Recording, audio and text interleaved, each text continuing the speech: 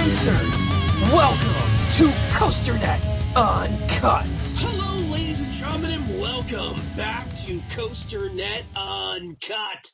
I am, of course, Andy Rabarczyk, joined once again by Mr. Thrilling 32 himself, Danny Miller. How's it going?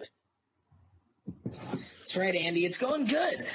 You mentioned the Thrilling 32, and, we did the selection show for you guys last week, and you're currently in the process of pulling your hair out, trying to figure out who your winners are and all that.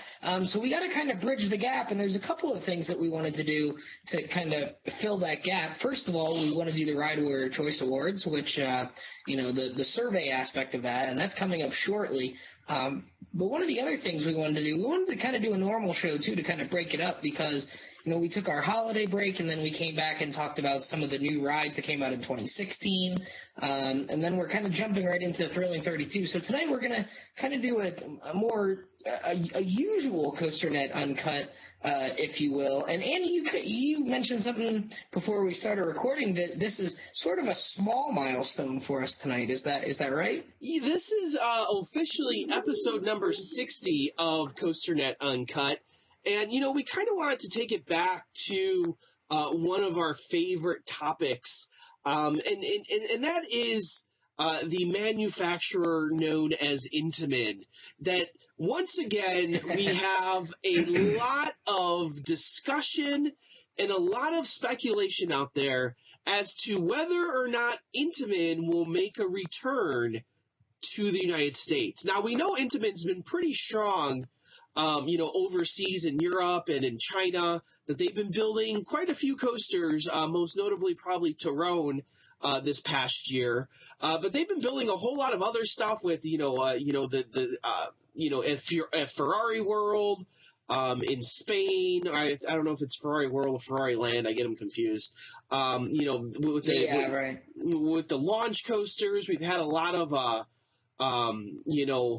clones out there, the Megalites, and a whole bunch of great stuff in Turkey. And so, the question becomes, is everyone's always like, well, why aren't they working in America? So, Danny, maybe if you could enlighten us some of the, the issues that came up with why we don't see Intamin a lot in America today, as a new coaster being built. Right. Well, I think it kind of, if you want to go as far back as Intimidator 305, I think you could, because there were various issues with that ride, and, there's all sorts of conjecture out there about what really was the problem. Did they change the first turn of I-305 because it was too intense? Did they change it because the wheels were overheating? Did they change it because the axles were overheating? A whole bunch of things. And then there was the whole restraint issue there as well, where we had the change from the, standard over-the-shoulder hard restraints to the softer restraints that we've now seen go to other rides like Maverick and Fahrenheit and Stormrunner. So that was kind of one of the big ones. And then you had Shoot the Rapids, I think was the next year, was Shoot the Rapids 2011. Yeah. 2010. Yeah, so you had.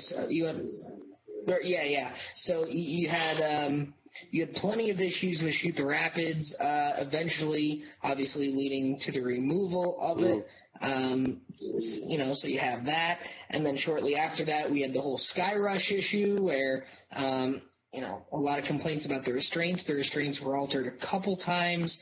Sky Rush has a weird thing where it doesn't operate in even light rain because of something having to do with the brakes and the tires that push the train into the station, and they can't have the tires being overly wet, if you will. And not to mention the whole conjecture and rumor that maybe they had failed axles at different points. So there's a lot of different things that went into Sky Rush. Falcon's Fury is another example of a ride in the United States that did not have very good luck. Opened very, very late. A lot of problems with Falcon's Fury until it finally opened. And we've seen them do some other drop towers. I believe they've done the Lex Luthor and Zumanjaro drop towers at the Six Flags parks. But generally speaking, we haven't seen a whole lot of Intamin in the U.S. in the past 5 or 6 years. really, I mean, Skyrush is probably the last major roller coaster that they've done in the United States, and that's, coming up on 5 years ago now since Skyrush opened. It's hard to think that Skyrush is 5 years old already, but you really think of that as a new ride, but, it's not anymore. But we've seen a lot of Intamin overseas. We've seen a lot of their rides going into some of these China parks that are opening up, and like you mentioned, the Ferrari Land that's going into Portaventura. We're seeing one of the accelerator coasters there. We saw Taron open at Phantasialand in Germany this past year. So, we're seeing Intamin rides, and we're seeing them do different things, but we're not seeing them over here, and I guess that's kind of what we're going to talk about a little bit is they are doing a roller coaster in the United States this year for 2017, and that is it's Wave Breaker is what it's being called at SeaWorld San Antonio down in Texas. So, I don't know. It's kind of a small-scale roller coaster. They've done stuff similar to that before, but I think the question here is this the beginning of maybe some companies starting to take a little bit of a chance on Intamin again in the United States, even if it's on a smaller scale? And I'll be honest with you, I was really surprised when Intamin was announced as the manufacturer for this SeaWorld ride, because you look at what SeaWorld has done with other companies. And, just previously they had worked with Mac on Cobra's Curse over at Busch Gardens Tampa. And Mac has, a motorbike style launch coaster in their portfolio. So I kind of just assumed it was going to be a Mac coaster. And when they went with Intamin, I was really surprised by that. And maybe I shouldn't have been, maybe because if I look like we were talking before, they have worked with Intamin a lot, with Falcon's Fury, with Cheetah Hunt.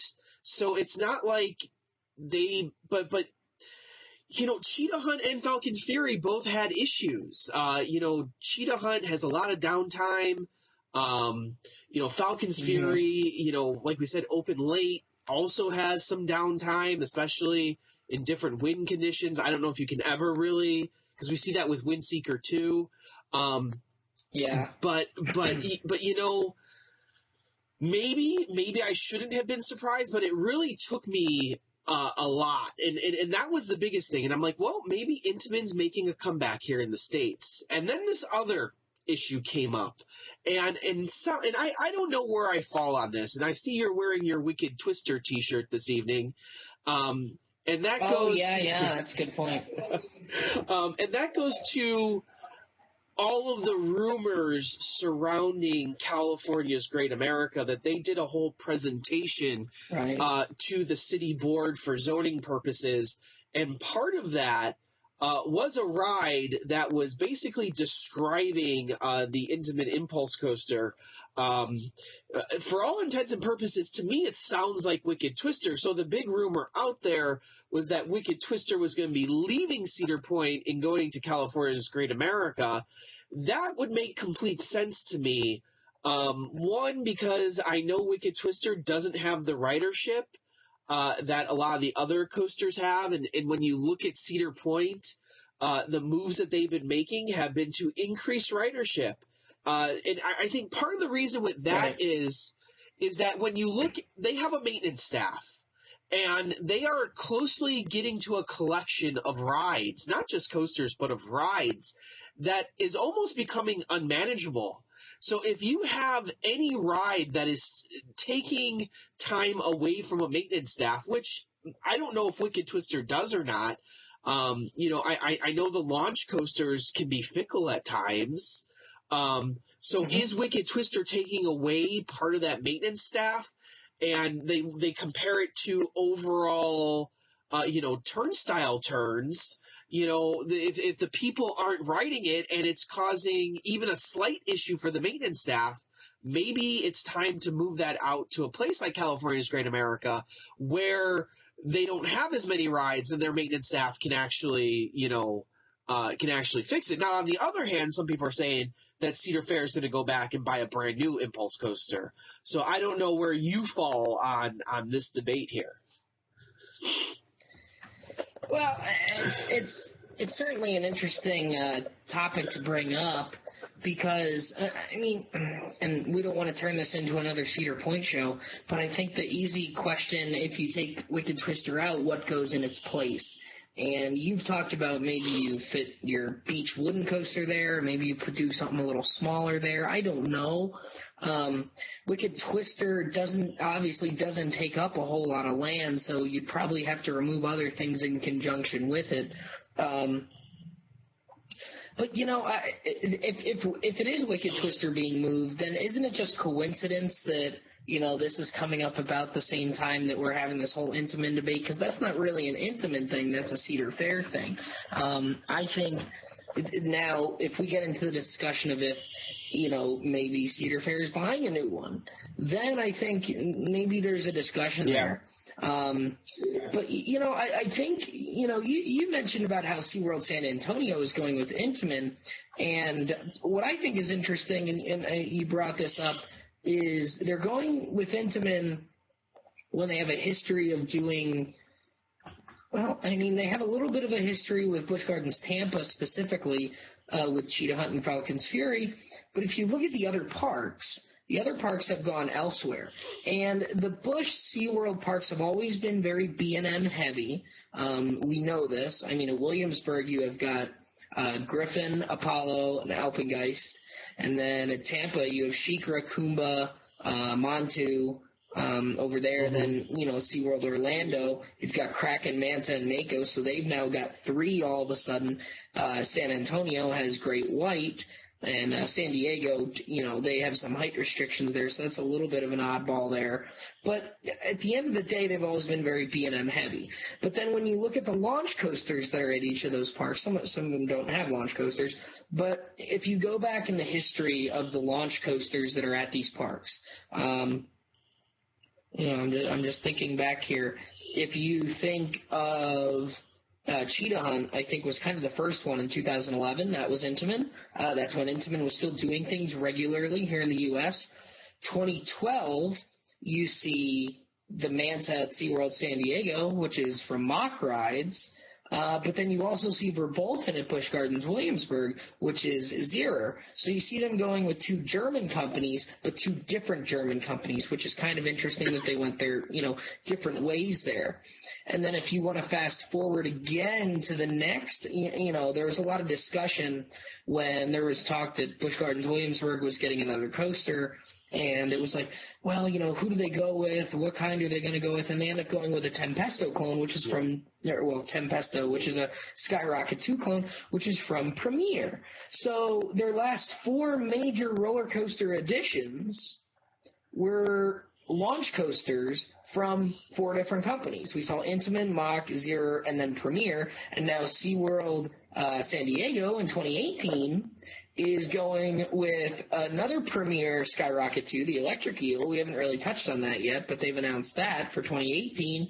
But now 2017, SeaWorld San Antonio is going back to Intamin for the launch. So are they just going to keep going through the lazy Susan of launch coaster designers here? I don't know, but it's kind of like there's a never-ending rotating door, like a carousel, and which, you know, they just hit the stop button, and whichever one's in front of them, that's the one they're going to pick, because there's not really a pattern to who they're going with for these different coasters, and maybe they've sent out bids, you know, and tried to get bids from these different coaster companies, and maybe that's why we're seeing different. Maybe they like the different concepts from each of these different companies. It's just interesting that obviously Intamin is back in that game and is back in the running, and they're taking bids from Intamin at this point. Obviously, to settle on them, they'd have to get a bid from them. So, yeah. Obviously, SeaWorld and Busch Gardens aren't afraid to go back to them. Now, Six Flags, I think we've kind of seen the era that big mega coasters come and go. I don't think we're seeing a whole lot of really big additions from Six Flags. Maybe with the new regime, we'll see a little bit. Maybe we'll see something a little bit different. Cedar Fair hasn't done anything Intamin since I-305, I don't believe. It's really been B&M since then. So, and we don't even have a B&M this year. We've got a GCI. We've got the B&M refurbishment out at Great America. But who knows? Maybe they do get an impulse coaster because that's safe. That's not new. That's not different. That's not a fresh design. That's not something, for lack of a better term, that's not something that Intamin could screw up. It's something they've done, and, Cedar Fair has a couple of those impulse coasters in their back pocket, so they know how they work. They know how to handle them, so maybe that's part of the logic there. And, what I find interesting, too, is that if you look at, like, these parks, like Six Flags and Cedar Fair, a lot of them could use an Intamin-styled roller coaster, that like Terra coaster concept, because when Intamin was building stuff at Cedar Point, everyone else was building these huge mega blockbusters at their parks because they didn't have them. But now we have all these parks that don't have that Intamin-styled roller coaster, and maybe Vekoma, Vekoma's trying to do a lot of stuff, is trying to, maybe fill that void that Intamin was left behind. We see Mac with their stuff that everyone thought, well, when is Mac going to make a big splash here? But maybe the answer is maybe Intamin indeed comes back. And if I was to look at the portfolio of parks of who really needs an Intamin-style launch coaster, I think I got to go to Carowinds first, because you look at what Carowinds has been doing down there. They need the launch coaster. They need the launch coaster for sure. They're missing it very badly. Absolutely, and even when you look at the other Paramount parks, Kings Island, Kings Dominion, they all have those they both have that Flight of Fear coaster, which kind of satisfies the need for the launch. Even though I'm not a huge fan of that ride in particular, you have at least a launch coaster in your park. Plus, they got the backlot stunt coasters there. Carowinds, and then Kings Dominion has Volcano as well. Yeah. And then and Kings Dominion had Hypersonic at one point too. Kings Dominion for a long time was considered the launch coaster capital of the world because they had four between Flight of Fear, Backlot, Volcano, and Hypersonic. Was there a fifth one in there? I don't think there was a fifth one in there. No. Someone will correct me, I'm sure, if I'm wrong. But you've definitely got two at Kings Island and three at Kings Dominion. So I don't know. Carowinds is the easy choice there for that. Yeah, and I think that a ride like a Maverick-styled ride at Carowinds would really round out that collection that, you're talking about, they're talking about maybe RMCing, Hurler down at Kings Dominion. Maybe you RMC Hurler at Carowinds at some point. And that, granted, that leaves them without a Woody, but Carowinds, I could really see, a few moves making that park into something really special. You put the floorless trains on Vortex, you RMC, Hurler, maybe build a new Woody, build a launch coaster, and now you're really talking about something down there. And I know that seems to be like Cedar Fair's goal. If that's in your 10 to 12 year plan for Carowinds and you do one of those every 3 years, in 12 years, Carowinds is probably the coaster park in the United States, right up there with Cedar Point. I think those two become the top two coaster parks. Yeah, and I tell you, it does seem like that's what Cedar Fair wants, that every discussion out of Cedar Fair over the last 3 to 4 years has been Carowinds-centric, that we want to build up Carowinds. And I've always kind of been like, well, this doesn't really make sense. But over the last few years, they're obviously making moves. I think this year, their move to add in all the flat rides was clear. We need to build up our collection of rides. And I think down the road, you're going to start seeing maybe even with the removal of like Nighthawk. You take Nighthawk out, and you open up a big tract of land, like that one is not a favorite of many down there, or a favorite of almost anybody up here.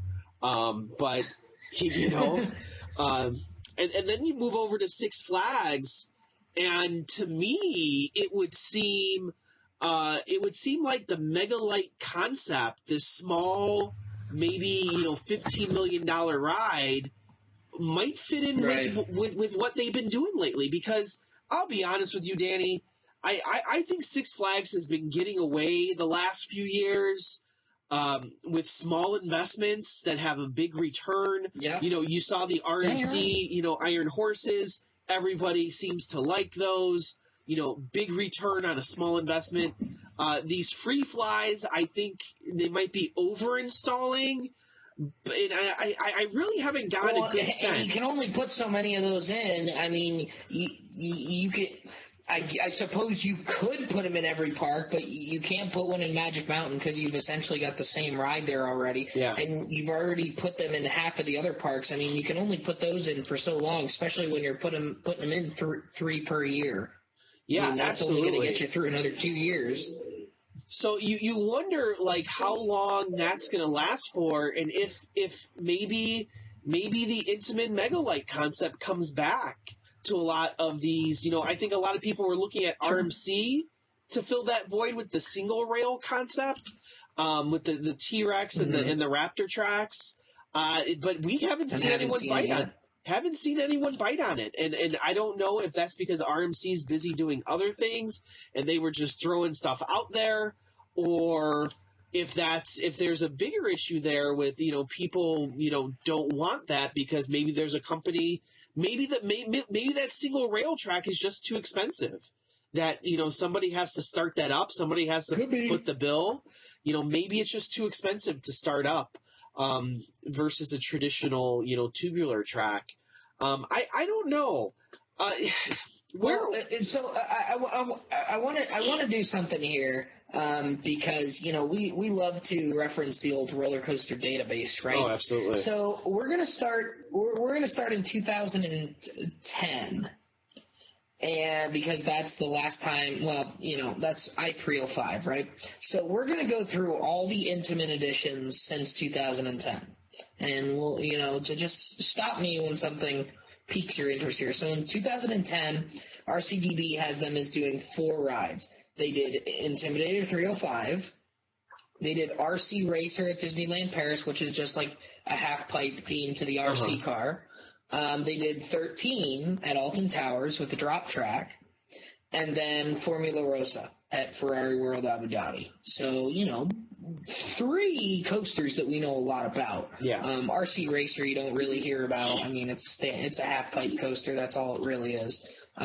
Some people would argue whether or not it's a coaster. But, that's a different argument.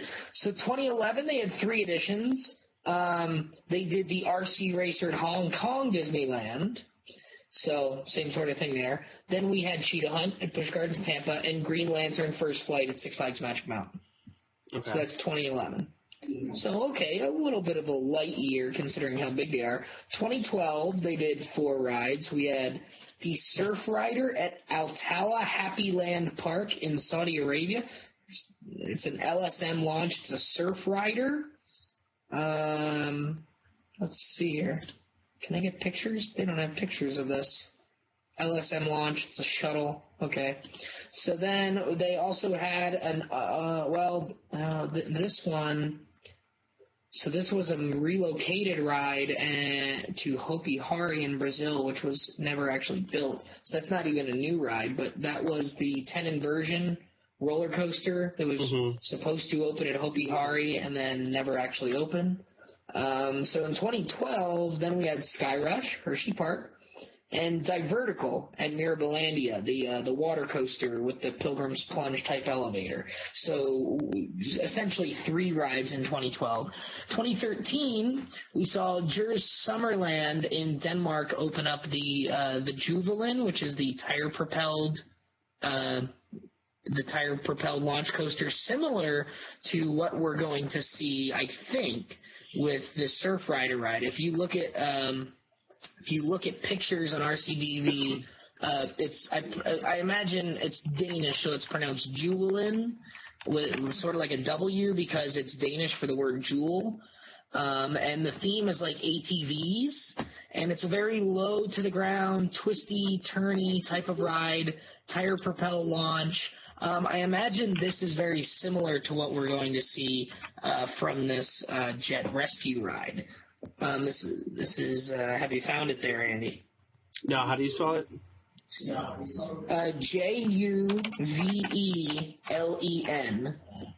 Juvelin, which is Danish for jewel, so I imagine it's pronounced Juvelin. Mm-hmm. Yes. But so you can see we have this ATV type theme. So I imagine we're going to see something very similar to this, except with jet skis instead of the ATVs. It's very low to the ground. The little bit I've heard of it, people actually tend to really like this ride.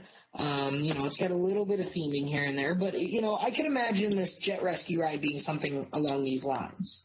Do you agree or disagree? Just looking through some of the pictures absolutely. Here. I could see this being very similar. Mm-hmm.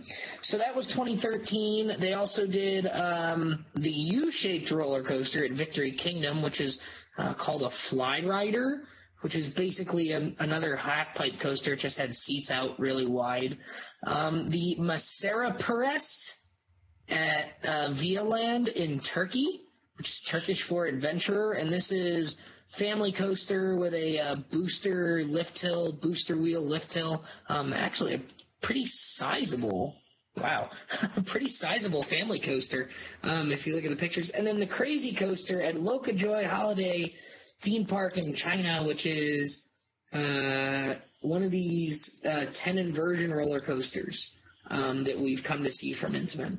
So that's interesting. So then 2014, let's see, I'm butchering some of these pronunciations here. 2014, we saw in Italy this Cinecittà World.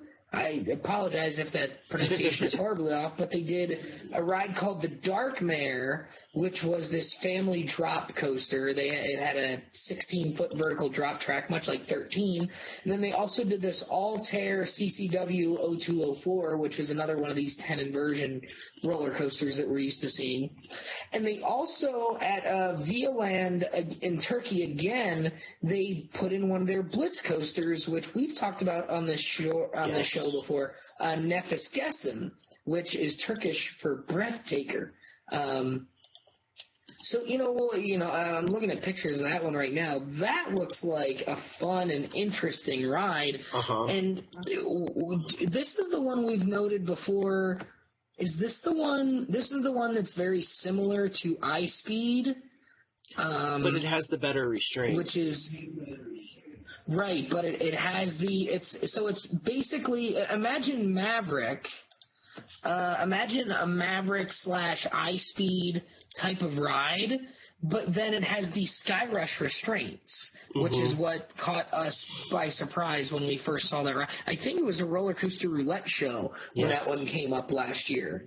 In 2014, so that's 2014. 2015, they did a couple rides. So they did the Euro Express at Ramon U Park, which looks like it's called an extreme looping coaster. Oh, this is an indoor ride. This almost looks like a Gerslauer Eurofighter type of thing. Ooh, that's interesting looking. Then they did a ride over in China called the Hydro Racer, which is basically another water coaster with an elevator lift. And they did 2 rides at Via Sea in Turkey, again in Turkey. This is another Blitz coaster. This one called Red Fire.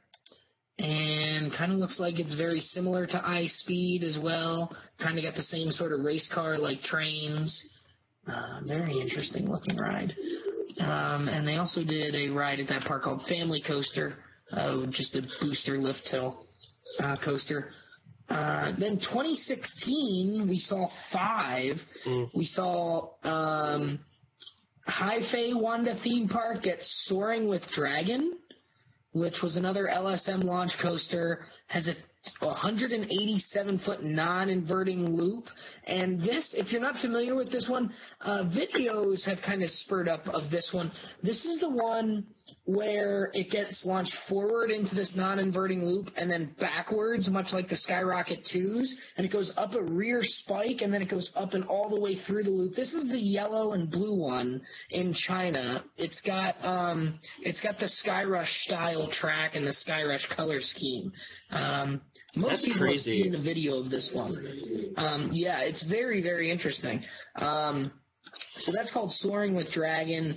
Coaster Through the Clouds was at Nanjing Wanda Park, which is a different park. This is the green and orange one that a lot of people have talked about over there. This is one, a lot of airtime hills. A lot of people have liked that one. Typhoon Coaster at Land of Legends Theme Park is another water coaster. The Splashdown. And then the two that most people probably know well for 2016 are Flying Aces, the wing coaster with the non-inverting loop and sort of the Heartline corkscrew over at Ferrari World. It's got like the Skyrush type lift hill, and that one is one that a lot of people were freaking out that they thought was going to be really, really something. And then when the videos came out, it's really, really sluggish and slow, and it doesn't look like there's any airtime at all. So I don't know. It's really hard to judge it without riding it, but the videos just look really, really poor. And then, of course, the big one, Tyrone at Phantasialand in 2016. So those are kind of like what we've seen open. They've got a lot on this list in Italy, a couple in Turkey. This Anka Park is the one that you were talking about to me that's over in Turkey. You and I were looking, they're building 17 roller coasters out of the gate, and a couple of them are from Intamin. We've got the one from SeaWorld San Antonio, the Wave Breaker, the Rescue Coaster. They've got some pictures and concept art, and a teal track it looks like, and maybe some blue supports. So we've got a picture of the trains there, and they got the jet ski style theme. That's pretty much all that really catches my eye here. A lot of this is not named yet, but I don't. It's like you've got all this overseas, and with all the expansion going on overseas. Is there room for Intamin to even come back to the States? With all they're doing, they tend to do, it seems like if you look at that, they do anywhere from like 3 to 5 coasters a year, and they're kind of doing that overseas. So is there even room for them to come back over here? That's a really good point, because you look at it and, 2017 right now on the books, they got 1, 2, 3, 4, 5, 6, 7, 8, 9, 10, 11 coasters slated for 2017 already. Like, to me, that seems like a huge year. And I'm not. How many? I'm looking at under construction for 2017. There's 1, 2, 3, 4, 5, 6, 7, 8, 9, 10, 11, 12. Now, I don't know if some of those are relocations, but 7, 8, 9, 10, 11. I count 11 for 2017. Yeah. 1, 2, 3, 4, 5, 6, 7, 8, 9, 10, 11. And then 3 for 2018 already. Yeah, like this, like, Intamin's like blowing one of them up. is that coaster at Energylandia is that the one in Italy? Or no, that's the one in Poland that we saw they were competing with Vekoma for. We saw videos for that. Oh, wait, no. Is that the 2017 one? Yeah, it's 2017. But there's also one slated for 2018, too, there. I don't know what that's about. Oh, wow. And then Mirabilandia. Oh, that's not the one in Italy. That's a new park in Brazil. Okay. And that's Gotcha. a relocation, too. So, so that 2018 one is just a relocation. And then the one in Ferrari Land, which is part of Ventura, which is going to be the tallest and fastest coaster in Europe, I believe. 367 feet, 112 miles per hour. We've seen a lot of concept art of that. So, I mean, they're doing a lot of stuff. Oh, and they're doing another one at Ferrari World, too, this indoor shuttle coaster. Yes. Wait, the shuttle coaster, 200, okay, shuttle, okay. Turbo Track. Huh. I mean, they're doing a lot of neat stuff here. They're building a megalite in China at a place called Visionland. Well, So, they're building another impulse coaster with twisted spikes on both ends. So there you go. Maybe, they're still building those. Where's that one at? That's Wanda City in China. If you look, it's called Unknown. It's the one right above Wavebreaker. If you have the list of Intamin coasters up and you've sorted by year, it's right above Wavebreaker, and it shows two vertical spike twisted elements. My takeaway from this is, whereas I feel a lot with other companies that you get a lot of the same. I think Intamin is doing a lot of different stuff still. That you look at, they do. You look at like Coaster Through the Clouds, and how many people have sent you videos of Coaster Through the Clouds? How many times have you seen it on Facebook? Oh yeah, like just or in people, like a group chat, you just see the POV posted, or someone on one of these Facebook groups shares the POV. I mean, nobody's doing that over and over and over again of Valraven. Yeah, except for the Cedar Point pages. Well, yeah, but you just look at it and like they're so very different. Like they look different, and I think that's where the love affair with Intamin really started. That they did stuff that was different. That, you know what, you had the B&Ms. If you've been on a B&M invert, you pretty much know what every B&M invert's all about. If you've been on a B&M hyper, you pretty much know what every hyper's all about. Like, granted, and this has always been the age-old B&M Intamin debate, that, yeah, the B&Ms are more reliable, but they look alike. But I think Intamin's even going way beyond that now. And showing us that they can do so much more stuff, like just that soaring with Dragon with like they're just doing whatever they want with their track. It's like somebody opened up Planet Coaster and said, "Hey, I'm going to start doing whatever I want here. I'm not going to be, restrained by any previous concepts out there. I don't need this to fall into any category.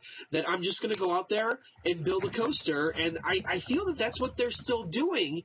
And I think that's why a lot of people want to see them return to America, because you know what? We've kind of been force-fed all the cookie cutter stuff over the last few years with, the free flies and the – how many free flies have we seen? How many Skyrocket 2 have we seen? To some extent, B&M's been doing the same stuff. It's getting very stale, which is why, I mean, when Superman Ultimate Flight opened up at Six Flags Discovery Kingdom in 2012, and when Batman the Ride at Fiesta Texas opened in, I guess, 2015, they were new, they were different. People looked at Superman Ultimate Flight at Discovery Kingdom and said, "Oh, well, that's kind of neat. That's kind of new and different. That's kind of exciting. I kind of want to go out there and ride it." And now it's like, when Busch Gardens Williamsburg puts one in, it's like, you charge me $80 to get through the gate, and you're building something that Lake Compounce is building, and it costs me $32 to get in there.